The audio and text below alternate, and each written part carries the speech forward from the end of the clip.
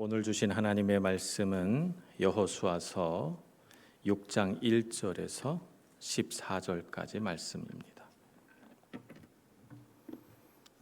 구약성경 여호수아 6장 1절에서 14절까지 말씀 봉독하겠습니다. 이스라엘 자손들로 말미암아 여리고는 굳게 닫혔고 출입하는 자가 없더라. 여호와께서 여호수아에게 이르시되 보라, 내가 여리고와 그 왕과 용사들을 내 손에 넘겨주었으니 너희 모든 군사는 그 성을 둘러 성 주위를 매일 한 번씩 돌되 엿새 동안을 그리하라.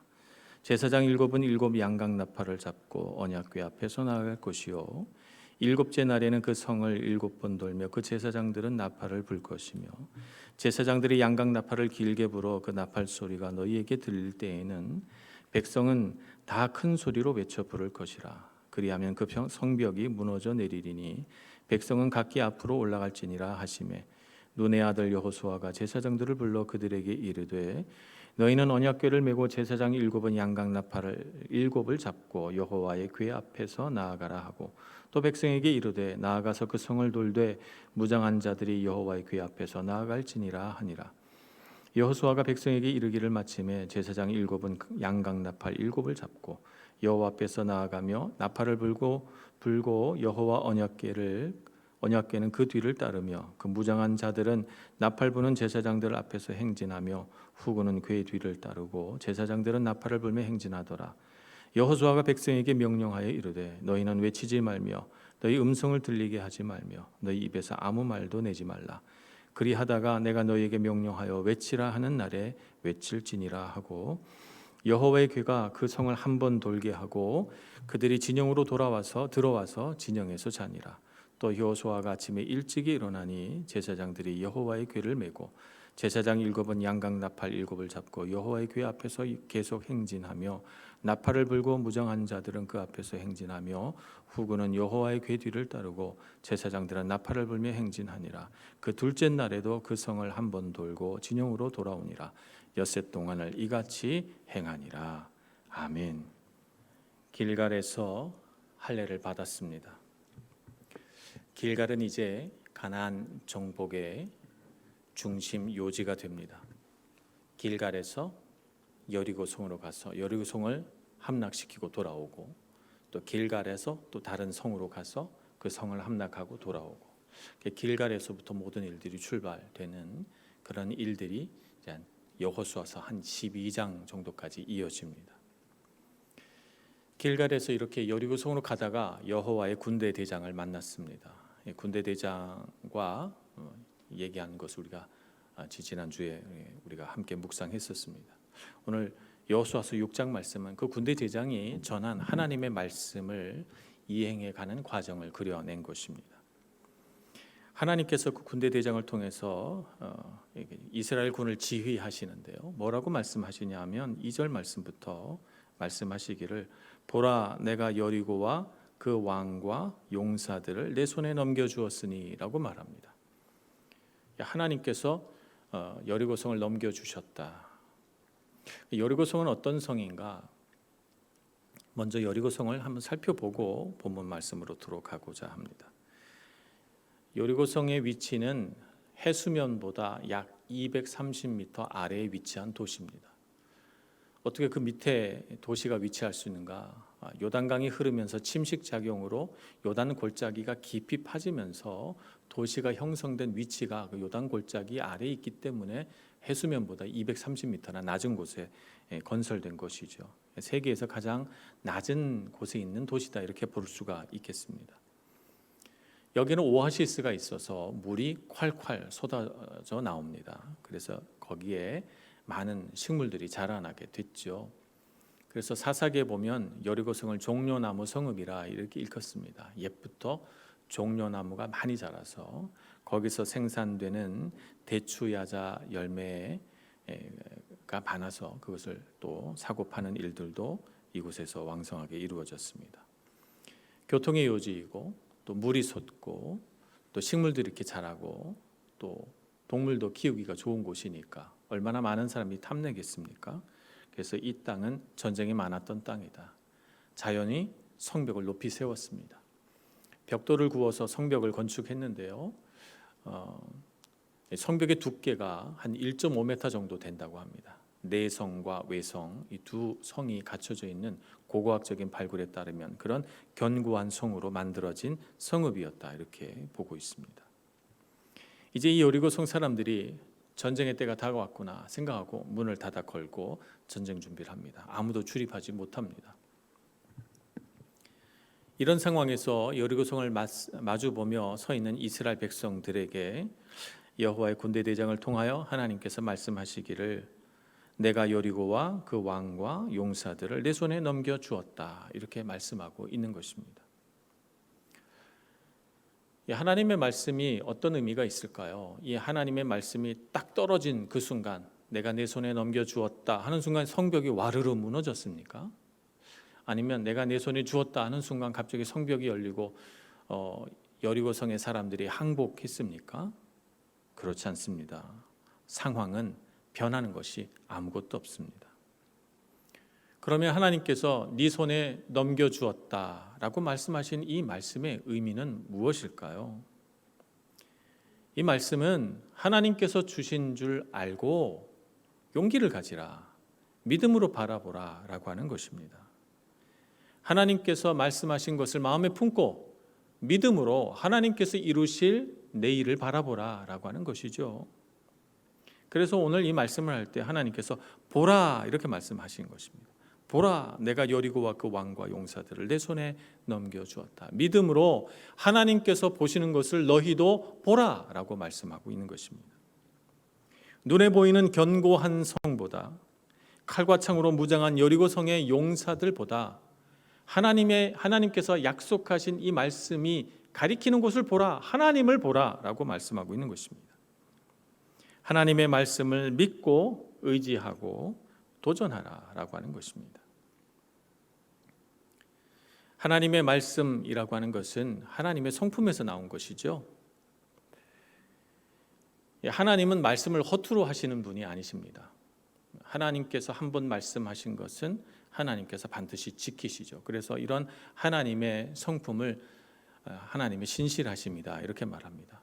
약속을 해놓고 지키지 않거나 혹은 잊어버리는 일이 하나님께는 있을 수가 없습니다. 그래서 하나님께서 말씀하신 것은 반드시 이루어진다라고 하는 마음을 우리는 가져야 됩니다. 그래서 하나님의 말씀을 들을 때 우리의 마음이 두근두근 떨리는 것은 하나님께서 반드시 이루시겠구나라고 하는 믿음을 가지기 때문에 마음이 떨리고, 그러 하나님께서 이루실 내일들을 소망하는 마음으로 바라보게 되는 것이죠. 또 하나님의 말씀은 곧 하나님의 능력입니다. 왜냐하면 하나님께서는 말씀으로 모든 역사를 일으키시기 때문이죠. 하나님께서 세상을 창조하실 때 말씀으로 세상을 창조하셨습니다. 빛이 있으라 했더니 빛이 생겼고, 세상이 땅과 물로 갈라지라 하니까 그렇게 갈라져서 땅이 생기고 바다가 생겼습니다. 하나님께서 말씀하시면 말씀하신 대로 이루어집니다. 하나님의 말씀은 곧 하나님의 능력입니다. 하나님께서 다윗을 부르셔가지고 그 머리에 기름을 부으시고 내가 너를 왕으로 세웠다 선언하셨습니다. 바로 그 순간 성령께서 다윗의 마음 안에 들어가서 그의 마음이 성령 충만하여지고 그의 내면에 생긴 것이 뭐냐면 내가 이제 하나님께서 기름 부으신 왕이구나 라고 하는 왕으로서의 정체성입니다. 그가 비록 기름 부음 받은 그 순간 왕이 된 것은 아닐지라도 그가 수많은 시간 동안, 거의 10년에 가까운 세월 동안 왕이 되지 못하고 악한 왕 사울에게 쫓겨서 모든 고난을 다 받았지만, 그러나 기름 부음을 받은 그날 형성된 그 마음 안에 나는 하나님께서 기름 부어 세우신 왕이다 라고 하는 왕의 정체성은 변하지 않았습니다. 그래서 그는 그 숱한 고난의 자리에서도 조금도 자기 자신의 연약한 인간의 모습으로 반응하지 않으려고 했고, 왕으로서의 고결함, 왕으로서의 담대함, 왕으로서의 그 자신의 존엄성을 지켜가려고 했던 것입니다. 왜냐하면 하나님께서 나를 왕으로 세우셨기 때문이죠. 먼 훗날 그가 왕이 되었을 때 하나님께서 하시는 일들은 빈틈없이 이루어지는구나 라고 하는 것을 다윗은 깨닫게 됩니다.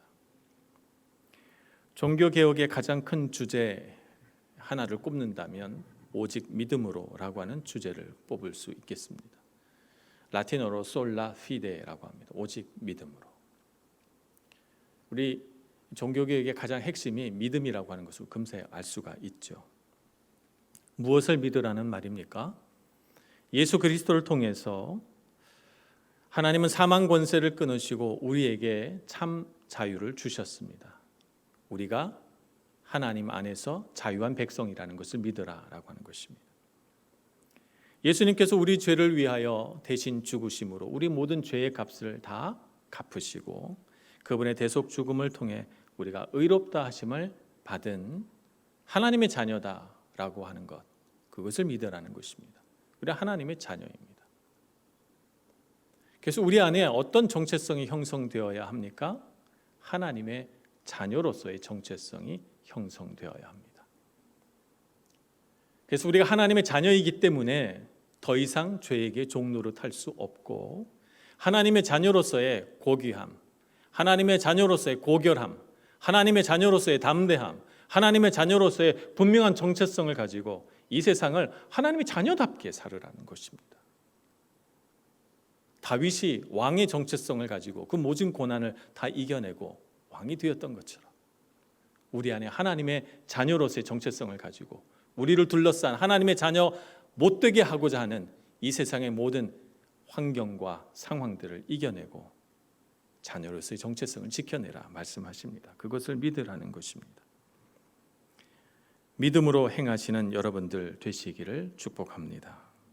하나님의 말씀을 믿고 믿음으로 행하는 자가 있어야 하나님의 말씀이, 하나님의 약속이 완성되는 것입니다.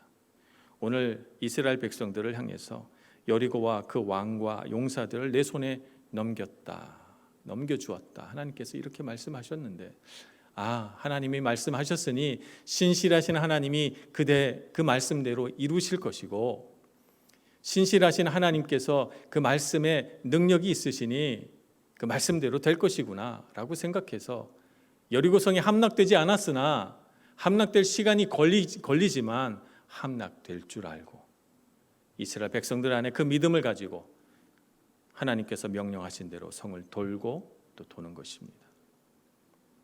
그렇게 함으로써 하나님의 말씀을 완성시켜 갑니다. 오늘 우리도 그래야 되겠습니다. 믿음으로 하나님의 말씀에 반응할 줄 아는 믿음의 사람이 되어야 되겠습니다. 하나님께서 아브라함에게 말씀하셨습니다. 내가 네게 지시할 땅으로 가라. 내가 너에게 땅을 주겠다 말씀하셨거든요. 세월이 지나 가나안 땅에 그가 이르고 가나안 땅을 주셨습니다. 내가 너에게 아들을 주겠다 하나님께서 약속하셨습니다. 말씀하신 그 순간 바로 아들이 태어난 것은 아니지만 그가 마침내 아들을 갖게 되었을 때 하나님이 주신 생명이구나 하는 것을 분명히 알게 되었습니다. 하나님께서 말씀하시는 것은 하나님의 뜻대로 되리라 라고 하는 그 마음의 믿음을 보시고 창세기 15장에 보면 아브라함이 하나님을 믿으니 그 믿음을 의로 여기시고 말씀하지 않으십니까? 하나님께서 믿음 있는 자를 의롭게 여기십니다. 신약 성경에서도 믿음으로 의롭게 된다 이렇게 말씀하고 있는 것처럼 말입니다. 바울도 마찬가지입니다. 바울이 드로아에서 환상을 보게 됩니다. 마케도냐 사람 두 사람이 손짓하여 우리에게로 건너오라 라고 하는 환상을 보게 됩니다. 아시아로 말씀을 전하려 했던 사도 바울의 발걸음을 그가 유럽을 향하여 돌리게 되는 결정적인 사건입니다. 하나님께서 유럽 땅으로 복음을 전하라 하시는구나 생각한 그는 보스포루스 해협을 건너서 유럽 땅에 발을 딛게 됩니다. 그래서 빌립보와 데살로니카와 그 아래 지역으로 점점 올라가면서 복음을 전하게 되죠. 복음이 오늘 우리에게로 오게 된 그 모든 역사는 이와 같이 하나님의 말씀에 순종한 사람을 통하여 이루어졌습니다. 내 손에 넘겨주리니 말씀합니다. 말씀하는 순간 상황이 변한 것은 아닙니다. 그러나 우리의 마음이 변합니다. 믿음으로 그 말씀을 받아들이는 자의 마음이 변한다면 하나님의 말씀은 그대로 이루어질 것입니다. 하나님의 말씀을 믿고 믿음으로 도전하시는 여러분들 되시기를 바랍니다. 말씀처럼 하나님께서 만들어 가실 미래를 바라보시기를 바랍니다. 믿음으로 행하고 믿음으로 도전하고 믿음으로 이루셔서 하나님의 말씀이 이루어질 그날 하나님께 영광 돌리시는 여러분들 되시길 축복합니다. 두 번째 우리가 살펴볼 것은 믿음은 순종을 낳는다라고 하는 것입니다. 여기 말씀을 보니까 비슷한 말씀이 3번 반복이 됩니다. 비슷한 말씀이라고 하는 것은 이 성벽을 허무는 이 여리고성을 정복하는 방법을 서술한 것이 3번 반복된다는 거예요. 제일 앞에는 무장한 군인을 세우고 그 다음에는 양의 뿔로 만든 양각나팔을 든 7명의 제사장이 7개의 양각나팔을 들고 따르며 가장 가운데에는 하나님의 언약궤를 맨 제사장들이 있고 그 제사장 뒤로는 후군 또 다른 군인들이 호위하고 그 뒤에는 다시 이스라엘 백성들이 따르면서 하나님의 언약궤를 가운데 놓은 채 이 여리고성을 이렇게 돈다는 것입니다. 하루에 한 번씩 아침 일찍 일어나 한 바퀴 돌고 또 둘째 날에도 그렇게 하고 여섯째 날까지 그렇게 한 후에 일곱째 날에는 그 성을 7번 돌고 양각나팔을 7번 불며 하나님께서 외치라 말하는 그 순간 함성을 질러서 그 성을 허물어뜨리리라 라고 하는 것이 하나님의 계획입니다. 자, 이 계획을 쭉 들으시고 야, 기가 막힌 전략이구나 이렇게 탐복할 사람이 있겠습니까? 여러분, 하나님의 명령대로 순종한다는 것이 쉽지 않은 상황입니다. 근데 오늘 성경 말씀에 보면 하나님의 말씀에 어느 누구도 이의를 제기하거나 혹은 질문하거나 혹은 하나님의 말씀과는 달리 자기 마음대로 행동하는 사람들이 없습니다. 왜 그렇습니까? 하나님의 말씀에 대하여 그들이 신뢰하고 믿고 하나님의 말씀대로 해야만 하나님께서 말씀하신 승리가 찾아올 거라고 그들이 알고 있기 때문에 그들의 삶의 경험이 그들의 믿음이 그들에게 가르쳐 주기 때문에 그들은 아무런 이의 제기 없이 질문 없이 하나님의 말씀대로 순종합니다. 믿음이 있으니까 순종하는 거죠. 만약 믿음이 없다면 순종하기 어렵습니다. 많은 질문들을 하게 됩니다. 이것이 여리고성을 함락시킬 계책이란 말입니까? 정말 이 일을 통해서 어떤 효과가 나겠습니까? 전략적으로 볼 때 이런 일이 타당합니까? 많은 질문들을 하게 됩니다.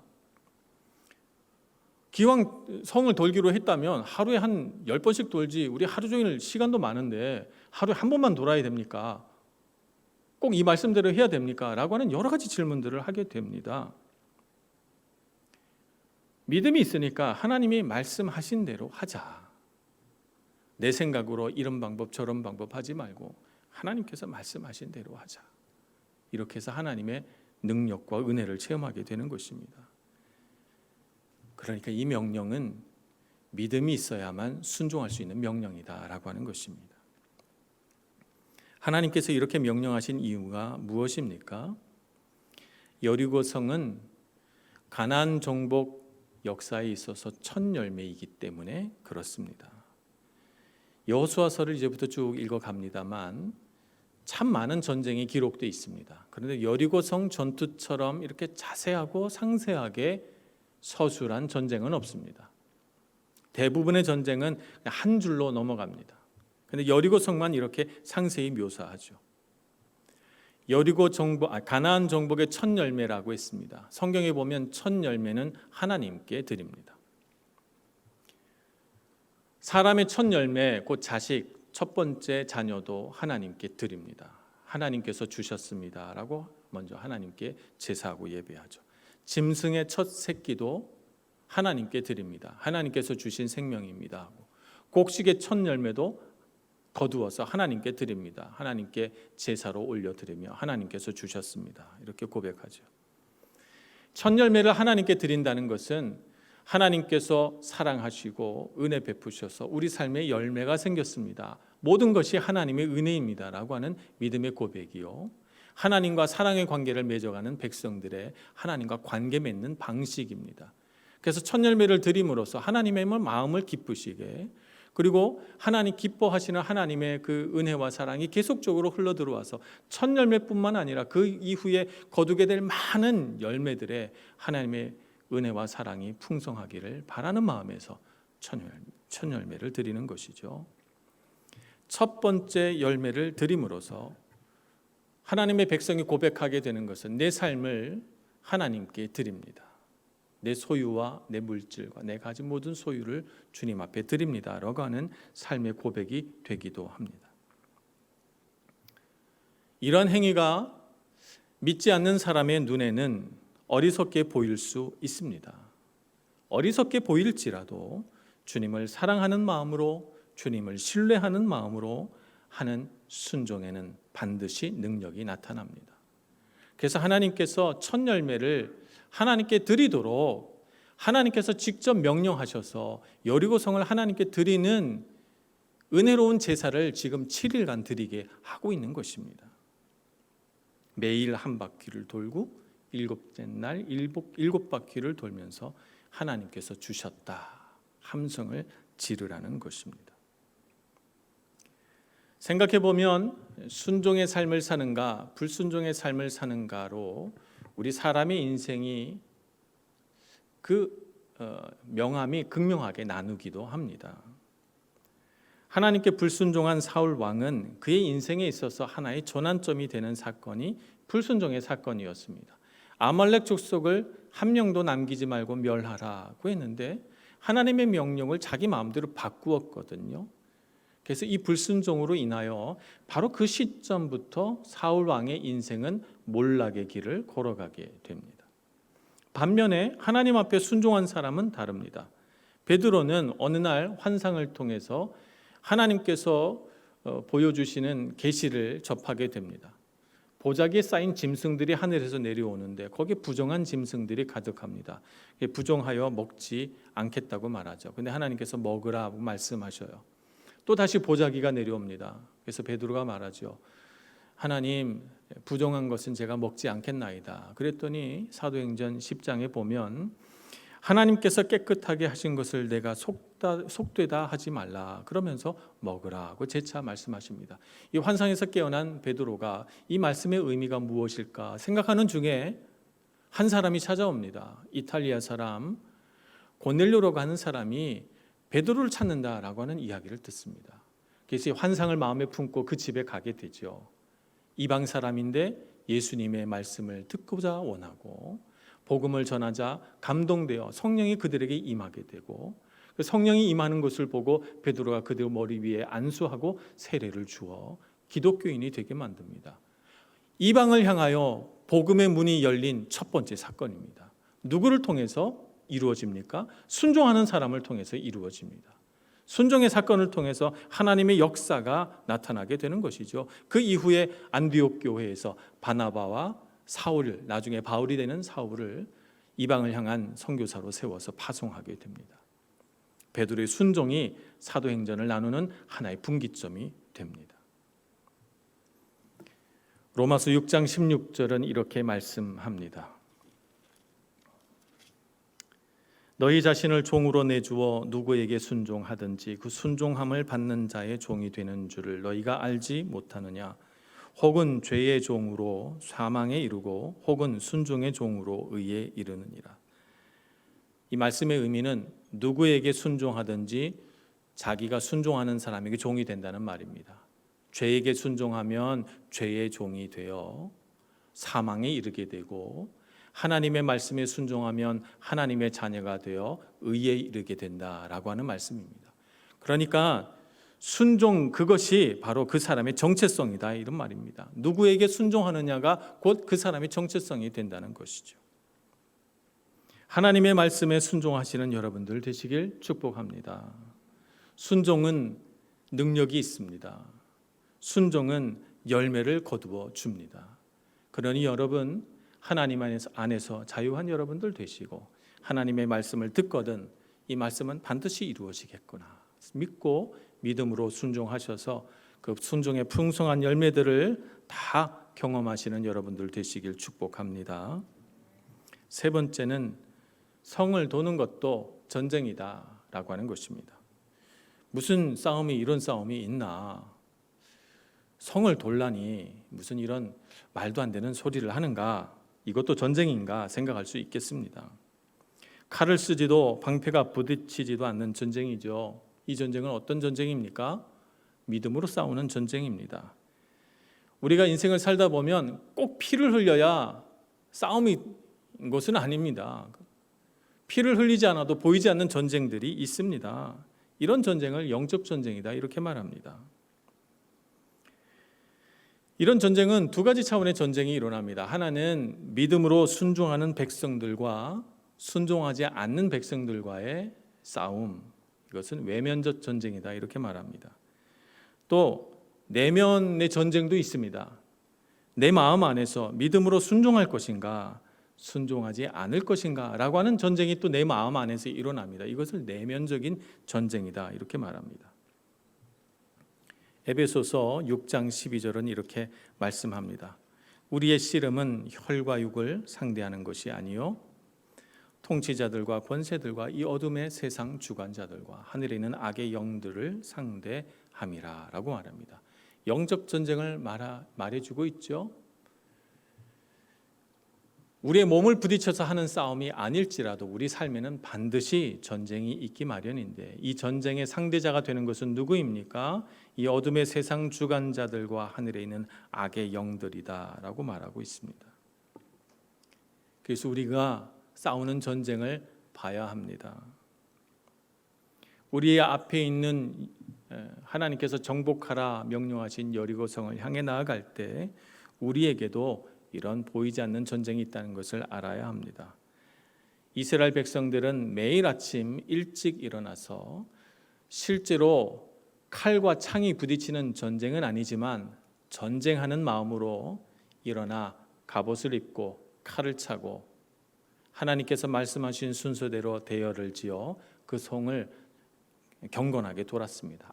아무도 말하지 않고 하루를 돌고 이틀을 돌고 엿새를 돌고 일곱째 날 또와 같이 7번을 돌면서 함성을 질러 여리고성을 무너뜨렸습니다. 전쟁입니다. 칼로 싸우지 않는 전쟁입니다. 오늘 우리의 삶도 매일매일이 전쟁입니다. 칼이 부딪히는 전쟁은 아니지만 우리 내면 안에서 전쟁이 일어납니다. 우리를 둘러싼 환경과 상황 안에서 전쟁이 일어납니다. 어떻게 싸워야 할 것인가? 어떻게 우리 믿음을 지킬 것인가? 우리에게 달려 있습니다. 전쟁을 잘 준비하는 여러분들 되시기를 바랍니다. 이스라엘 백성들처럼 아침 일찍 일어나 주님 앞에 먼저 기도하고 말씀 붙들고 주님 말씀 묵상하여 전쟁 준비를 하시길 바랍니다. 그날에 일어날 그 무수한 전쟁들 속에서 내가 주님 말씀 붙들고 승리하게 하옵소서. 주님 앞에 기도해야 되겠습니다. 엿새 동안을 매일 아침 이렇게 여리고성을 한 바퀴 돌듯이 매일 주님과 만나시기를 바랍니다. 말씀 들고 나아가시기를 바랍니다. 7째 되는 날 어떤 일이 일어나는지 봅시다. 우리도 하나님께서 이루어내실 그 놀라운 일들을 소망하며 살아갑시다. 그래서 우리가 하나님의 백성인 것을 우리 삶에서 증명하고 우리 전쟁터에서 증명하여 여러분들 삶에 여리고성을 함락시키는 놀라운 기적이 일어나기를 축복합니다. 기도하겠습니다. 자비하신 하나님, 우리를 주의 손으로 붙들어 주옵소서. 우리 삶에 일어나는 무수한 전쟁 속에서 잘 준비된 믿음의 용사 되게 하여 주시옵시고 하나님의 말씀 붙들고 성령의 검 빼어들고 믿음의 방패를 높이 들어 주님께서 차지하라 네 손에 주었다라고 말씀하시는 그 모든 일들을 성취하며 이루며 완성시켜 하나님께 영광 돌리는 저희들 되게 하여 주옵소서. 예수님의 이름으로 기도합니다. 아멘.